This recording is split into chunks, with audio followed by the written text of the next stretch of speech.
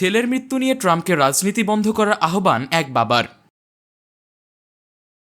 সড়ক দুর্ঘটনায় মারা যাওয়া সন্তানের মৃত্যুকে রাজনৈতিক লাভের জন্য ব্যবহার না করতে মার্কিন রিপাবলিকান প্রেসিডেন্ট প্রার্থী ডোনাল্ড ট্রাম্পের প্রতি আহ্বান জানিয়েছেন যুক্তরাষ্ট্রের ওহাইও রাজ্যের এক বাসিন্দা।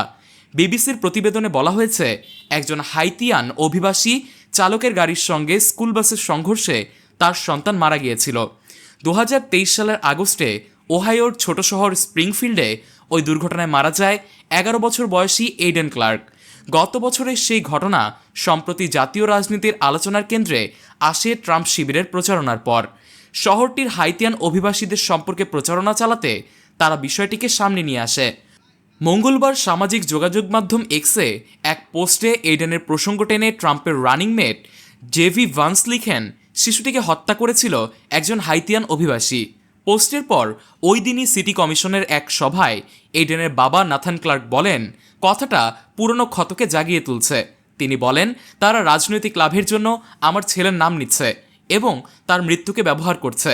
এটা এখনই বন্ধ হওয়া দরকার। ক্লার্ক আরও বলেন, আমার ছেলেকে হত্যা করা হয়নি।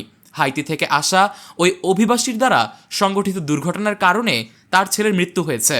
এই ট্র্যাজেডি ঘটনা স্থানীয়, রাজ্য, এমনকি জাতীয় পর্যায়েও মানুষকে ছুঁয়ে গেছে, কিন্তু এর মোড় ঘৃণার দিকে ঘুরিয়ে দেবেন না।